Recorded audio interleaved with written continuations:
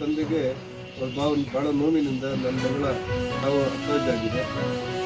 ಕೆಲ ಸಮಯದಲ್ಲಿ ಅಮೂಲ್ಯ ಅನ್ನುವಂಥ ಒಂದು ಹುಡುಗಿ ಕೂಡ ಇದೇ ರೀತಿಯಲ್ಲಿ ಇದೇ ಮಾದರಿಯಲ್ಲಿ ಸಾವನ್ನಪ್ಪಿದ್ದಾಳೆ.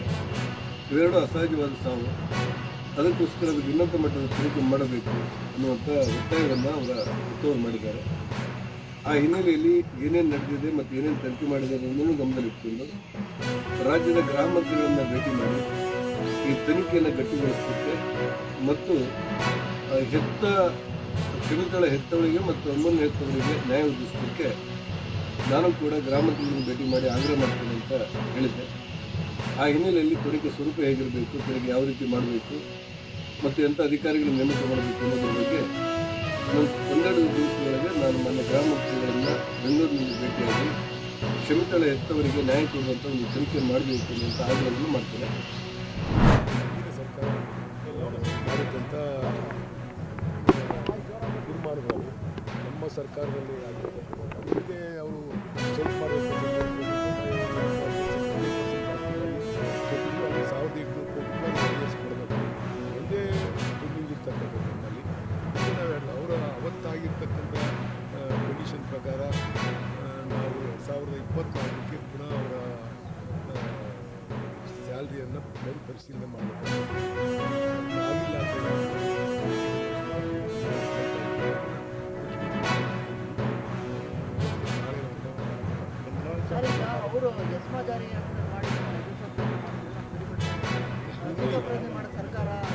ನಾವಿನ್ನೂ ಏನು ಮಾಡೇ ಇಲ್ವಲ್ಲ. ನಾವಿನ್ನೂ ಯಾರಿಗೂ ಏನು ಬೆದರಿಕೆ ಹಾಕಿಲ್ಲ. ಇದುವರೆಗೂ ಅವರು ಕೂಡ ನಮ್ಮ ನಿಗಮದ ಪರಿಸ್ಥಿತಿಯನ್ನು ಎಲ್ಲ ಸವಲತ್ತುಗಳನ್ನ ಅವ್ರಿಗೆ ಕೊಡ್ತಕ್ಕಂಥದ್ದು ಇವೆಲ್ಲ ನಿಗಮಕ್ಕೆ ಹೆಚ್ಚು ಆರ್ಥಿಕ ಒತ್ತಡ ಬೀಳ್ತಕ್ಕಂಥದ್ದು. ಅದರಿಂದ ಇದನ್ನು ಕೂತ್ಕೊಂಡು ಮಾತನಾಡ್ತಕ್ಕಂಥದ್ದು ಮಾಡ್ತೀವಿ. ಸರ್, ಈಗ ನಿಗಮದಲ್ಲಿ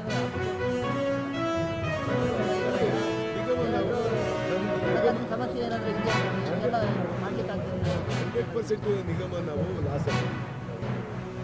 ಹಿಂದೆ ರಾಮನಗರಡಿ ಅವರು ಹಿಂದೆ 13ರಿಂದ 18ರಲ್ಲಿ ಮಂತ್ರಿ ಆದಂಥ ಸಂದರ್ಭದಲ್ಲಿ ಯಾವತ್ತು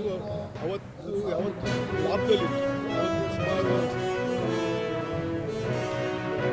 50 ಕೋಟಿ 60 ಕೋಟಿ ಲಾಭದಲ್ಲಿ.